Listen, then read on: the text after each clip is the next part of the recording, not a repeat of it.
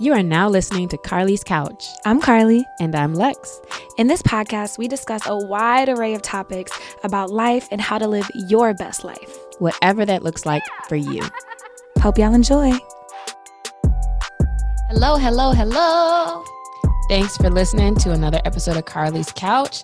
Y'all been kind of rocking with the last few, and I must say they have been kind of good. I feel like the last ones have been pretty good. What do you think, Carly? I think so. That's why I said kinda. Yeah, they've been really kind of good. I mean, I just say kind of. I guess I should not say that. They've been great episodes. Well, we gotten some really good feedback about, they've just been genuine conversations, like we always have, but I think more personal and less structured around the topic. And yeah, I've been rocking with it. So I'm super happy about that.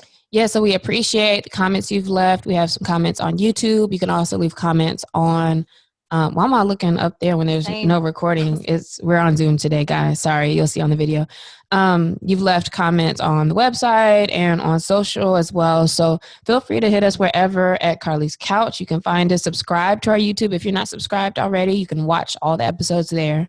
And also we have our line open. We played a voice message that we got last week in our last episode. But you can call us at 323-505-2030 if you ever have anything to say.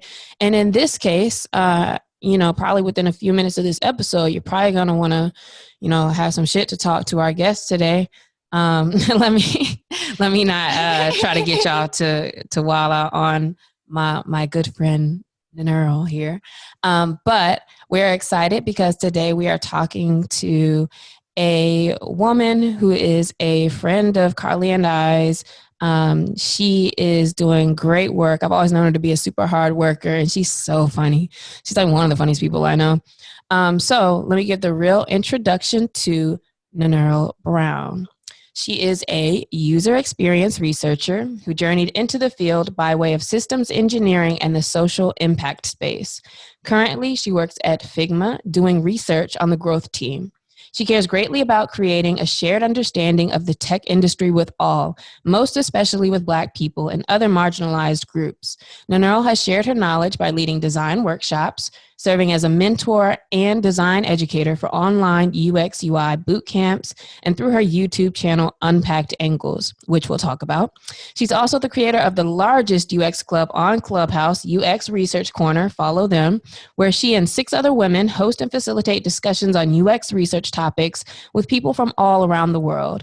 She holds a bachelor's and a master's degree from the University of Virginia in engineering science and systems engineering, respectively, in addition to a master's degree from the University of Southern California in nonprofit leadership and management, focusing on social entrepreneurship. In her spare time, she enjoys creative projects, practicing the violin, hiking, volunteering as a technical instructor for Black Girls Code, and drinking mimosas while eating sushi. And watching anime. I added that last part because she be trying to do too much sometimes. But it's all love, though. Nannearl, welcome to the show. What up? What's good? I'm nervous. I'm finally here. Oh my God. I know. Nannearl used to be one of our supporters. She fell off, but I'm going to let it slide. She used to always be watching our shows, and I get it, though, life, because, girl, I don't even hardly listen to them. Sometimes I go back, though, to a topic that we did before, though, and if it's relevant now, and I'm like, oh, okay, that actually was very helpful and good.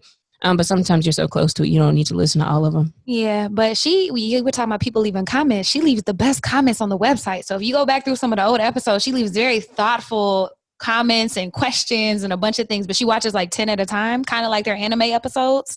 So, like 40 episodes behind. It's okay. But Nannearl, you're here for episode 145, I believe. Yeah, episode 145, featuring Nannearl Brown. In your intro, we talked a lot about your work in design and wanting to make that accessible, especially to people of color. Can you tell us a little bit about your journey from, let's say, from like USC, and I know you did some work with a startup, to where you are now, and just kind of what the flow and ups and downs have been there? Yeah. So I'm gonna not follow directions and go a little bit before USC because I feel like it's gonna bring it all around. Do your thing. Okay, cool. So I studied engineering in undergrad, and so I was real tech minded. I did it because my mom was like, "Oh, you should do it," and I was like, "I don't really know what it is, but I also don't have a an opinion. So like, why not? And so I did it, and I was like, dang, like there's no Black people here. It's like there's no women here. That's not what's up. And so after that, I went to work at the Pentagon for a while, and that was interesting. But like while I was there, I went back to school and did systems engineering. And it was like I was the only Black woman in my program that graduated, and I was one of 2 Black people. So I was like, dang, it's still like this. Not that I didn't know, but it was just like, man. And then the whole Mike Brown situation happened, like while I was in that program, and I just felt really alone. I didn't want to be there. I was like, y'all don't care, because nobody talked about it. And so it was at that point when I was like, you know what, this is the problem I want to solve. Like, I want to see more people that look like me in these programs, because there's really not a reason why there shouldn't be more, because it's not rocket science, because I'm not a rocket scientist and I did it. So that was that, boom. And then I started working as a management consultant after getting that degree. And I was like, dang, there's no Black people here either. I was like, you know what, I'm gonna start this nonprofit. And so the whole mission was to like bring more Black people, bring more women into STEM, specifically tech. And so I was like, that's what I'm gonna do.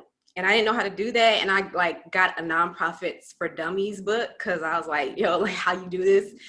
And I quickly realized that it was a lot more than I thought it was. And I also like couldn't quit my job, because I was like living in the DC area at the time. I couldn't quit my job and go work at a nonprofit, because my apartment, my rent was too much for me to do that. So I was like, all right, so I'm gonna just get some like formal training. And I didn't want to go back to school, because I had already been twice, and I don't like school, contrary to what people might think when they look at like my resume. But I do enjoy learning. And so I was like, all right, so I'm gonna find a certificate program to go through. And I ended up coming across USC's program while I was looking for a certificate.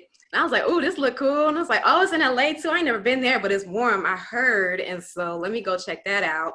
And it was brand new, so I knew I could like make it into what I wanted it to be. And so I visited LA. I was like, boom, this is what I want to do. Went through the program, graduated knowing that I did not want to start a nonprofit, but I wanted to be on more of like the board side and like help out nonprofits that already had the mission that I wanted to uphold. And while I was going through that program, I interned at this nonprofit that functioned very much like a startup. And they were teaching Black and brown boys how to code, like in high school, and like start tech companies. And so that's when I learned about like the different, I guess, core, positions like within a tech company. And so I got into product management like while I was there. I also got really into UX. And so eventually I just kept inserting myself in different places where people knew me as like a UX person, even though I never like held a title with the job like UX anything. And so when I graduated, I was trying to find a job, could not find a job. And I had met this woman who had started her own startup and like needed some help with her designs, because she had gone to an agency who had created her designs and did not do any type of user experience on them. So like they didn't talk to anybody before they created them. They just designed what they thought people would like and what might work. And so I went through, gave an assessment, and then she invited me on board after seeing my work. And so I was doing that for like a year and some change. That was a struggle. But it was also cool. I learned a lot. And then, yeah, so now I'm like, I don't know. I took a break a little bit. I don't know how far you want me to go into the story. I guess we'll get into it later, but I took a little break, and then I started applying for jobs again, and now I'm doing what I'm doing, but there's a lot more that goes into that. But so real quick, for people who don't know like tech language and stuff, what is UX and UI? Yes. So UX stands for user experience. And what that has to do with is like the literal experience that people have when they're designing, or when they're experiencing, I guess, your product, when they're using something. When they're using it. Mm-hmm. Yeah. So it doesn't necessarily have to be like a technical, like digital product. It can literally be, you can have an experience doing anything. So that's like using a phone, walking up the steps, taking the escalator, using an elevator, like whatever. So it's just taking into account like what people will experience. So there's like all different types of facets of UX. So there's like UX design and UX research, which is what I do, and like UX like content writing and stuff like that for different copy, things like that. So that's what user experience is. And then user interface, or UI, that's what UI stands for. That has to do more with like how things look. So like the color, the typography, or the font, things like that. So like the literal like face or the package that things come in. Yeah. Thank you. So I want to ask you, at what point in the journey that you've kind of given us this far, because you kind of sped through the end of it, and I'm gonna let that slide for a minute, but at what point do you feel like, or do you feel like you ever were intentional, like, oh, I know exactly what I need to be doing right now? Or has it always felt like it's kind of been an exploratory type of movement as you've gone from different places? I think the part of my life where I got like super intentional was closer to the end of my time with the startup. So it's like very recent. Before I was more like go with the flow. Like I had an idea of what I wanted to do, but then that also like shifts a lot, which you can like see in my resume, and like my experience with education. But yeah, I think I got more and more intentional. I really wanted to be a generalist at first, like do everything, kind of like a jack of all trades. And I didn't want to like fall into that, oh, you have to focus on one thing. It's like, nah, I get bored easily. So I want to do everything. But I found something that I really, really like. And so I've been gravitating toward that. What did getting more intentional look like for you? You know, at the end of the startup, towards the end of that, what does that mean? Like when you said you got more intentional? Yeah. So like assessing what I really liked and like what I really wanted to do, and then making a plan to actually get that and not really settling for anything else, which was hard because I feel like during that time span, Corona happened, like it like popped off. And so it's just like, dang, I didn't have a job at that point. It's like, I want to do anything. I low key will settle. But at the same time, the universe didn't let me. So that was like really nice to have happen. But yeah, it was more so like knowing what I needed to do, doing research on what I needed to do, tailoring my resume was something I did not like to do. Writing cover letters is something that I did not like to do, and I never really did it. But for this, like where I'm at right now, I just got really on a focus and also like not lazy about it. So yeah. I think it's always interesting how we have to be really fed up with something a lot of times to make like a next move, or to really ask ourselves like, all right, what do I really want to be doing if I don't feel comfortable here? And you don't have to get into what happened with the startup, but I know that the way you left it was like, all right, this just isn't for me right now. And so talk about the feelings that you had to leave something and go into an uncertain space, because I believe, and correct me if I'm wrong, that you left it and now it's like, man, I'm just not doing anything for a while. So you said that, oh yeah, I took a break for a little while, but like really talk about what that looked like, and was that difficult to just take a whole step back, not really sure of what was going to happen? Yeah. Yeah, so towards the end, I really had to sit with myself and like figure out what direction I wanted to go. There's like one side was like kind of unhealthy, um, really, really broke and stressed out and tired. And the other side was just very uncertain, no longer having the quote unquote status of like doing my own thing and possibly feeling better. So I just had to really think about that. And I feel like people kind of talk about it within the tech industry and like the startup space, but like entrepreneurship, there's this big whole thing of like hustle culture and like hustle porn and like sleep when I die and all of this other stuff. And like that shit is so unhealthy.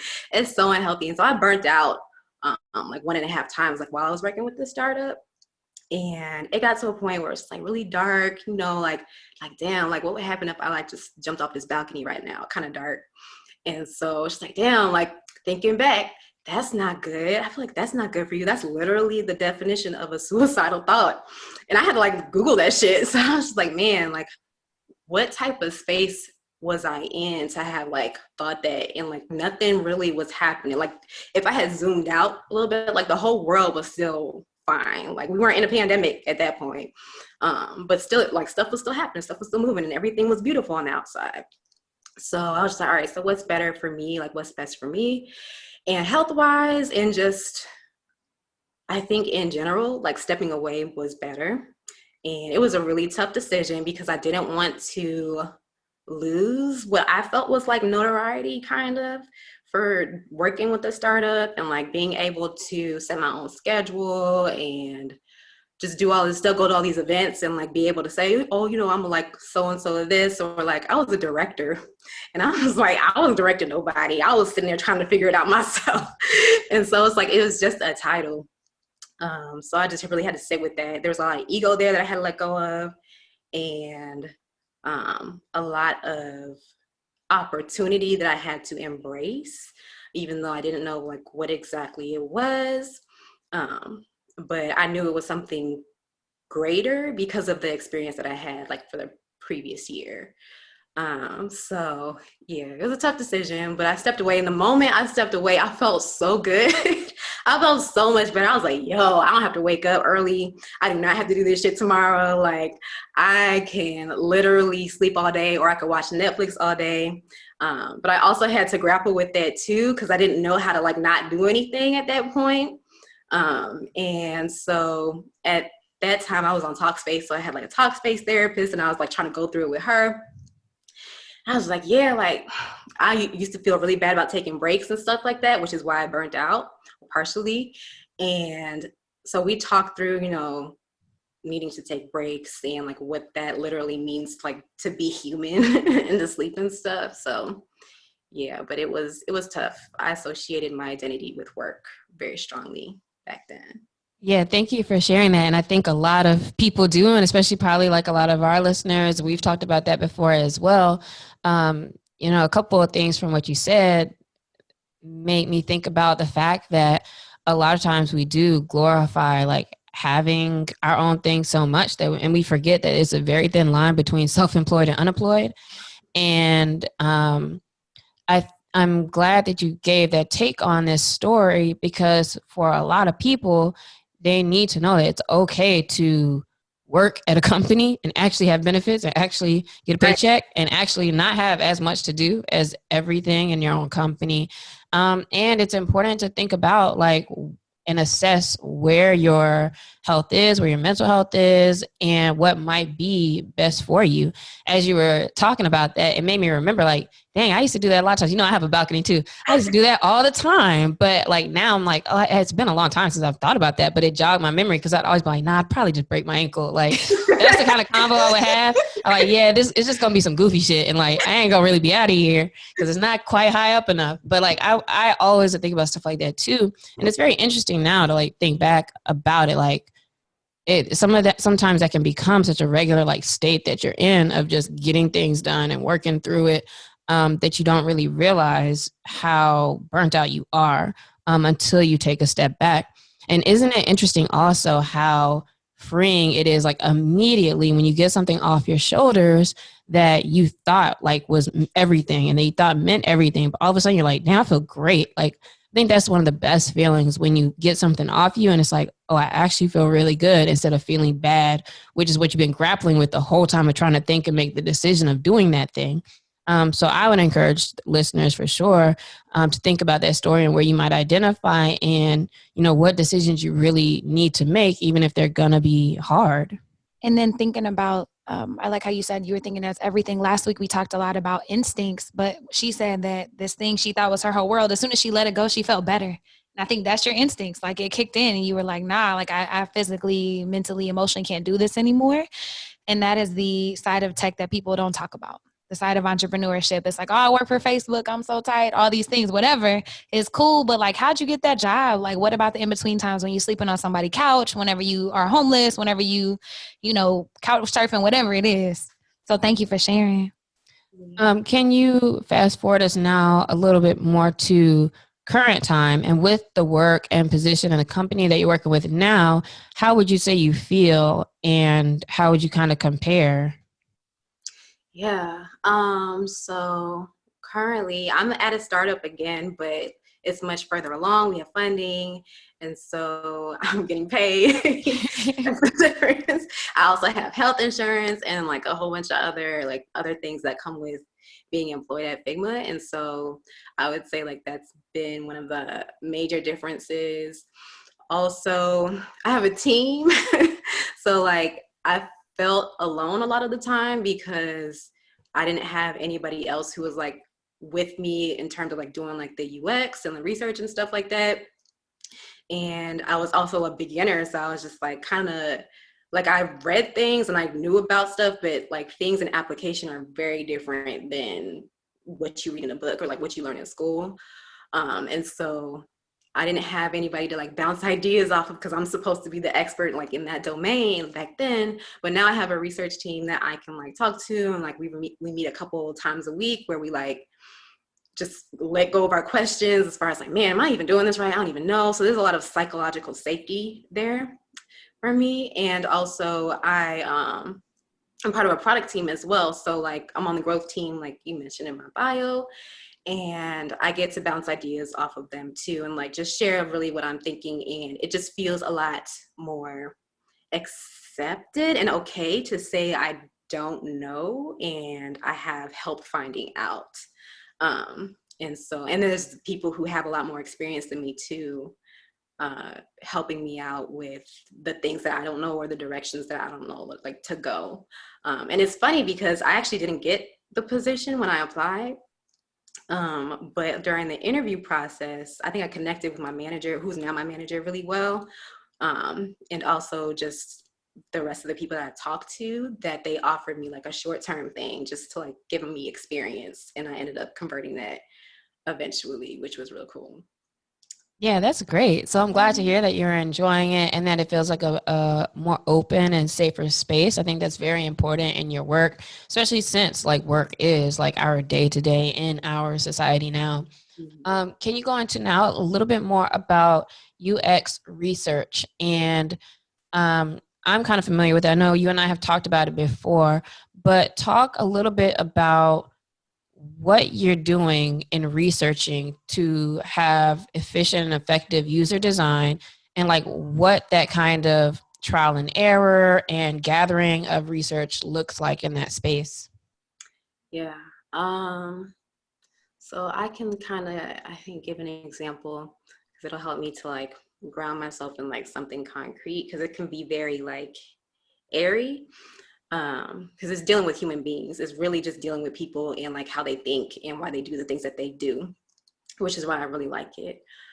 But if we were talking about like a checkout process, for instance, like if you're going online and buying something and you want to talk about the user experience research for that. If you're trying to improve a checkout process, or you just want to see if it's like doing what it needs to be doing in terms of like people not being confused or things being clear and straightforward in terms of getting from like the product all the way through checkout, then what it could look like for me as a researcher or UX researcher in that instance is talking to the people who typically go to our sites and like buy things. And so talking to them about like their process and how they check out, like anything that's confusing to them, anything that sticks out to them, anything that they like, anything that they dislike, and not necessarily asking those questions, but really just having a conversation about their experience and then getting that insight from their response. So a lot of the time when I'm talking to people, it just like looks like me just asking them a whole bunch of questions as if I am trying to dive into the way that their mind works, because that's exactly what I'm trying to do.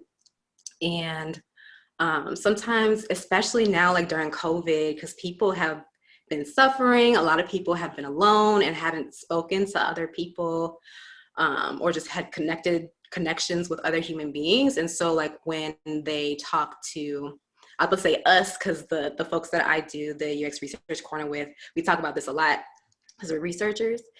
When they talk to us, like sometimes people bring up some things that are like really personal, or like they're just in a very sensitive spot in their life, or where like it could be a sensitive product too. And so sometimes I feel unqualified because it's like I'm a little bit of a therapist as well, just going through and asking why people feel the way that they feel. And that contributes to the way that they behave as well. So it can look like that. I spend a lot of time talking to strangers, which I think is fun. I also spend a lot of time going through and analyzing the things that we find out, and making that, like packaging that into a story that I can share with my team so that they can go ahead and take what we learned and apply that to the design, or like the way that we market things, or whatever. And so when it comes to that checkout process, you take what you learn from that, and you can work with a designer, like whoever your UX designer is, to implement like whatever changes need to be implemented into the designs to make the checkout process easier. And sometimes the researcher and the designer are the same person. So it just really depends on where you are as far as organization goes. Is it challenging to get people to answer your questions or to want to talk to you? Because I think about every time, you call like customer service and they're like, take this survey, click, like, not today. Not today, Nannearl, not today. Yeah, nobody likes that. But I'm just wondering what that looks like. Yeah, I think I'm fortunate because Figma is really popular in the design community. And so we're a design tool. And so designers want to talk to us because they're like, this is how you can make it better. Because we get a lot of feedback. And so I feel like it's more of an outlier as far as like the people who are willing to speak with us. But usually, especially like when I was doing the startup, like the other startup, like I was trying to approach people on the street, just get them to talk to me. Like people do not like that. And surveys, I think just in general, surveys are hard too because nobody really wants to take a survey. Now I feel like I'm extra sensitive to that. So like whenever I'm sent a survey, I'm just like, dang, like I gotta take this so I can pay it forward so that people take my survey. So yeah, it can be difficult, but sometimes like the brand of Figma helps me out as a researcher at that company or at the company I'm working for. But yeah, so we incentivize people to speak to us or to give us, whatever we're trying to ask for. Y'all out here bribing people? Incentivize. So it sounds like you do amazing stuff, and thank you for explaining that because I actually had no idea what you did. Like I understand the terminology, but I don't know what it looks like. So that's helpful.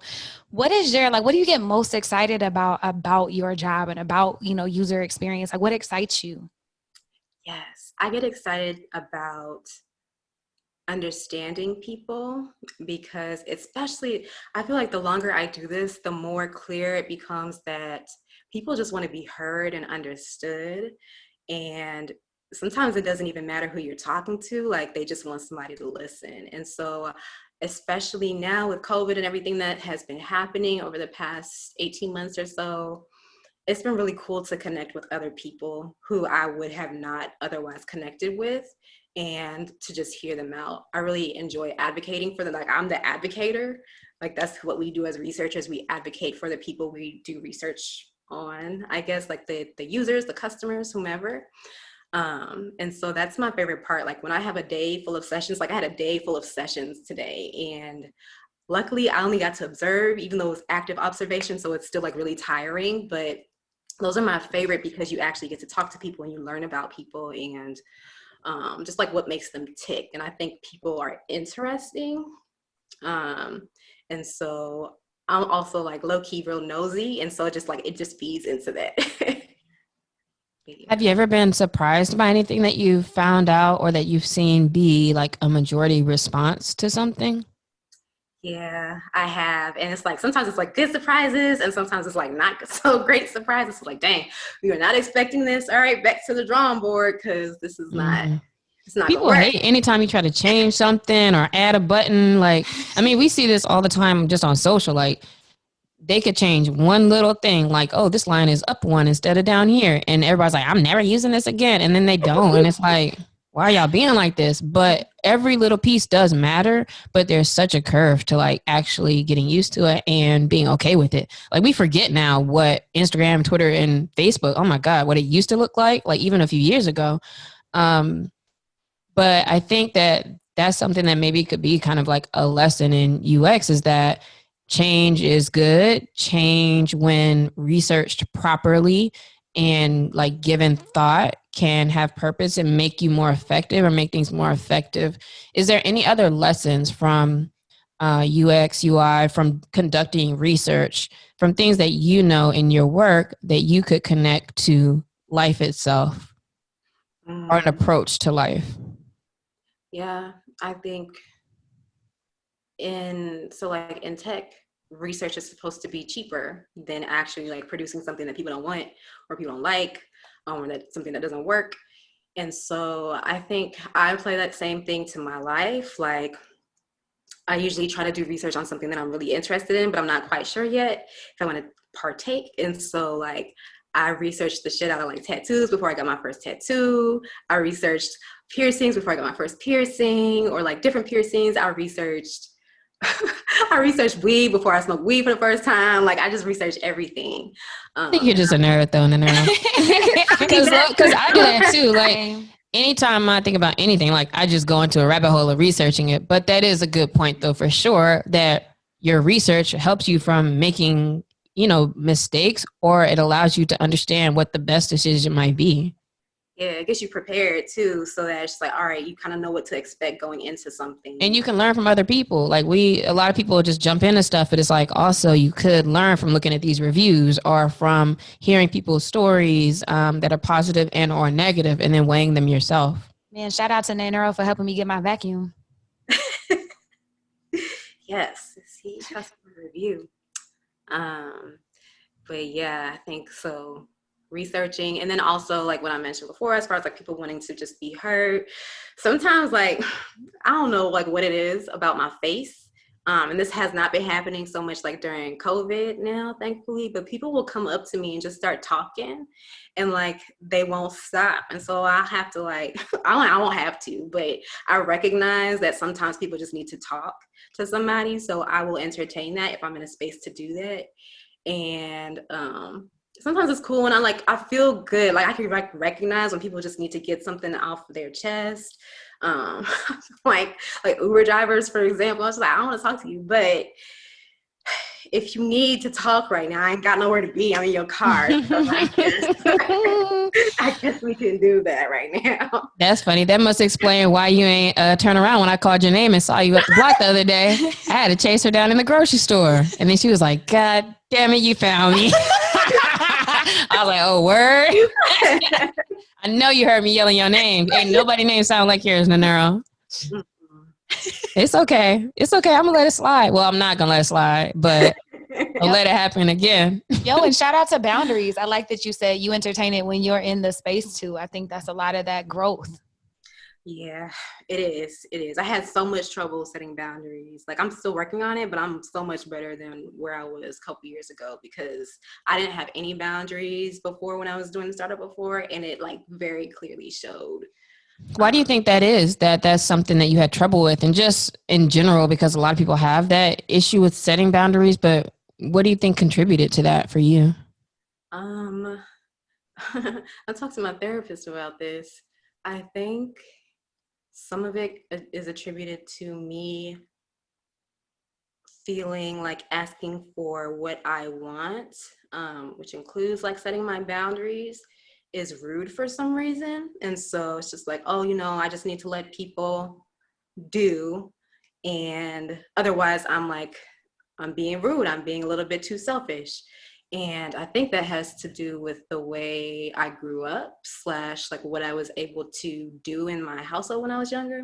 At least that's what we have come to the conclusion of, like me and my therapist. And so, yeah, I had to work through that and really figure out like why I felt that way, and also like what about it I could adjust to make it not feel like that anymore. So yeah, it was a challenge. Yeah, but I think the best thing is that you recognize it and that you can hopefully catch yourself in moments and allow yourself to be like, let me do something different this time, and tell you like, I don't actually have time right now, or I'll get to this tomorrow, or whatever it may be. So that sounds like steps in the right direction. Yeah. I want to ask you a little bit about some other work that you're doing. I know you started a show, Unpacked Angles. And I want you to talk a little bit about what that is, what the purpose is, and what led you to start that. Yes. So on Unpacked Angles, I am sharing kind of my journey, also just like my experiences like within UX, but I bring in like my own perspective. So the tagline is widening perspectives on UX and more. And I bring in self-care into that, and like anything else that I feel like because I have this thing where I don't want to be, just about work.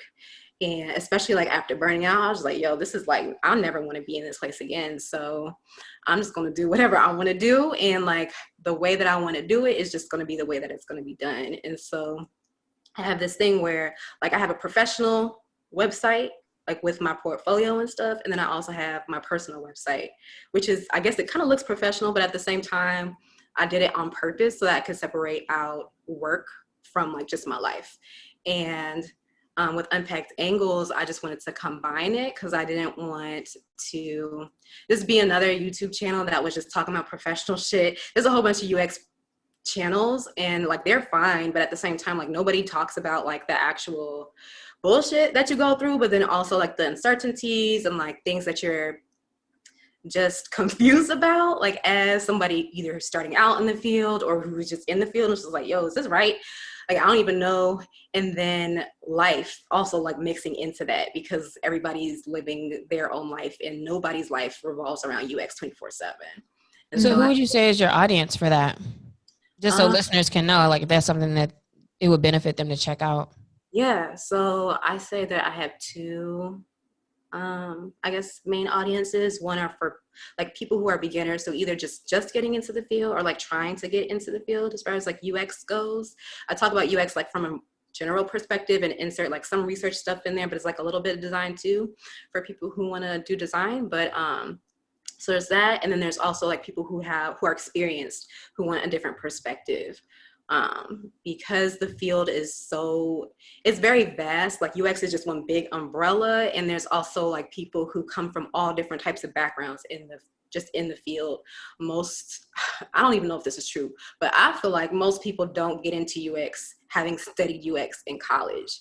They come into it through a different avenue, and so I think having those multiple perspectives as an experienced UX professional helps to like, I don't know, strengthen your abilities in some way. At least it does for me. So that's why I like to get new perspectives and share mine.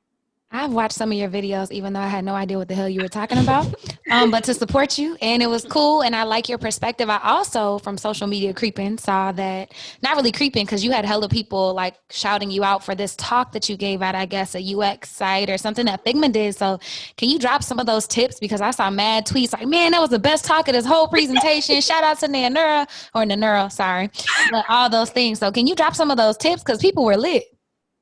Yeah, it's funny because I didn't talk anything that had to do with UX research or design. Which is probably why they needed it. Yeah, for real. I was like, we're not about to go into this conference and not talk about COVID and how it's just messing up everybody's life.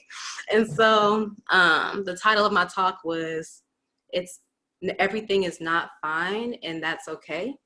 And I basically went through and just like acknowledged the elephants in the room. So it's like the pandemic plus police brutality, social injustice, natural disasters, burnout, like just all of the shit that was going on that has been going on, like adding on top of the pandemic, and how everybody's just tired and it's just having a toll on people. And then like the world even opening up now is just a major shift too, for the places that are opening up. And so like that is having an effect on people as well.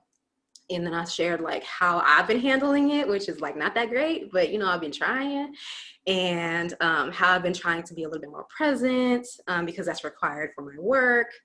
And I go through like 3 asks. Like I just ask people for 3 things. That's like the culmination of the presentation, which is like for people to have like more empathy toward themselves, for people to be more vulnerable with themselves and other people, and just like give themselves a little bit more grace, and to also support one another. I said 3, but I'm about to say more than 3 because I don't remember it right. But yeah, support one another, have empathy with ourselves and others, and to seek out help when we need it. And I gave people resources for that, as far as like therapy and the emergency hotline and things like that. So it was just like literally nothing to do with the conference, but also everything to do with the conference. And so people just needed it. I felt like I needed it, and I'm glad it went over well, for sure. That's good. That's a testament to the authenticity, though, of the way you speak and the topics on which you speak, because to your point, like that is at the core of everybody who's trying to work through these things. And you still need to identify, accept, and deal with all these different feelings and all the things that are happening. So I understand why that would be well received and well needed, because to kind of what you were saying before, like our egos a lot of time don't let us say like we're burnt out, or we don't even think about that. Oh, I might be burnt out, or I might be going through something, until you see the examples and it's like, oh, damn, that is me right now. Oh, am I feeling like this? So that's probably very helpful to people, and we appreciate you having that perspective. Wrapping this up a little bit, Nannearl, what are you interested in doing more of? Because you do a lot. I know. Man, what am I interested in doing more of? So on Unpacked Angles, not recently, I started doing interviews. So I've been reaching out to people who are like either in the UX field or adjacent, to talk to them about their experience, and not just from like the professional side, but also from the personal side and like how that mixes in. But then also trying to figure out like how UX plays into what they do. So I want to do more of that. It's been really interesting to get people's different perspectives on the channel. So that's probably about to start up back soon because I had to take a break since I moved. But that's one thing. And I also, I want to do more connecting with people. And I've been trying to be purposeful, or I guess intentional with that. But at the same time, I've found that I don't know how to do that, or it feels like I don't know how to do that. And I don't know if it's because I never really knew how to do that, or if it's just because like an effect of not being around people for like a year and a half because of COVID. And so I don't know. I'm trying to figure out how to do that, but I really do want to connect with more people, just on a human level. And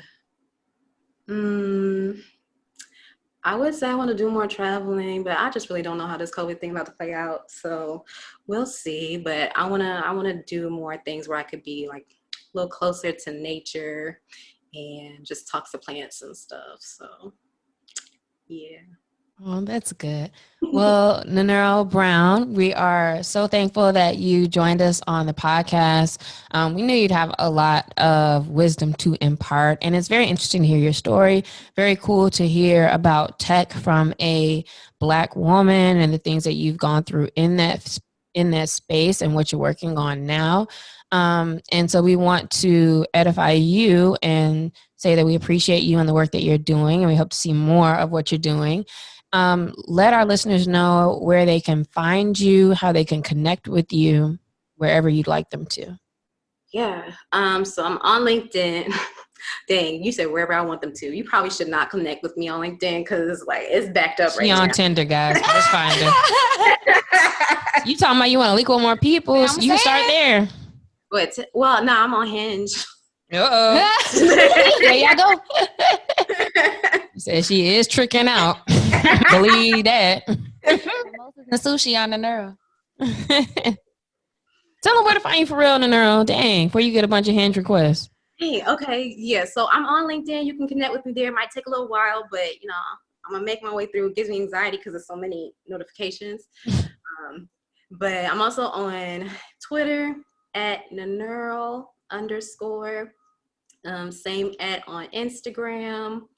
And I'm on Clubhouse at Nannearl. So we do the club, UX Research Corner Club thing twice a week. So I only be on there for that most of the time. So and spell your name out so everybody can know. Oh, yeah. My name is spelled N as in Nancy, ANN, both as in Nancy, EARL. Super Jamaican. Extra Jamaican. But we're not gonna get into that part of it. Thank you though, for real, again, for being here. We hope that you all connect with her. Watch the video so you can see how glowy her skin is these days. She popping now that she in LA and living her life. Best life. Earl, at the end of our episodes we have a question of the week, and so our question this week is: what's the most important thing in your life right now? Ooh. Dang, I should have looked at this question before. You can answer that. What's most important to you right now? Honestly, what's most important to me right now is my mental health. And so I take my sweet time to respond to text messages if I need to. And I don't expect to get no shit from that. Same thing with any other way people try to contact me. I'm really taking myself into consideration a lot more these days. And so I'm being extra intentional about that. You deserve. That's real. I love that. Lexi, what is the most important thing in your life right now? The most important thing in my life right now is peace. And that's just feeling good regardless of what I have to do, feeling good regardless of what's going on around me. And lately I have been feeling like extremely good, even though there's, some off things that have been going on or that I've been dealing with. But it's so interesting and it feels so good to be like, oh, there's these things happening, but also like I feel really great. So just allowing things to pass and feel peaceful is what's been most important for me. I like that. I have a similar answer. I'm reading a book right now, and it's saying like you can't always feel joyful or peaceful because we're humans and shit happens, but you can always aspire to feel the best that you can in the moment and try to elevate from wherever you are just to whatever that is. And so my main or the most important thing is just like me feeling the best I can at any given moment in spite of what's going on. That might not be peaceful. It might be anger in that moment, but that's higher than what it was. So just figuring out whatever that next level up is. That's good. All right, listeners, what's the most important thing in your life right now? Connect with us at Carly's Couch across all platforms. Connect with Nannearl. Let her know how great of a job she did. Hit her up. Find her on Hinge. Find her on LinkedIn. Find her on Instagram. Check out Unpacked Angles. If you're into tech and UX, that will be very a good experience for you there. And again, thank you, Nannearl, for being with us. We appreciate you, and we're so glad that you joined us. Thank you for having me. Bye. Bye.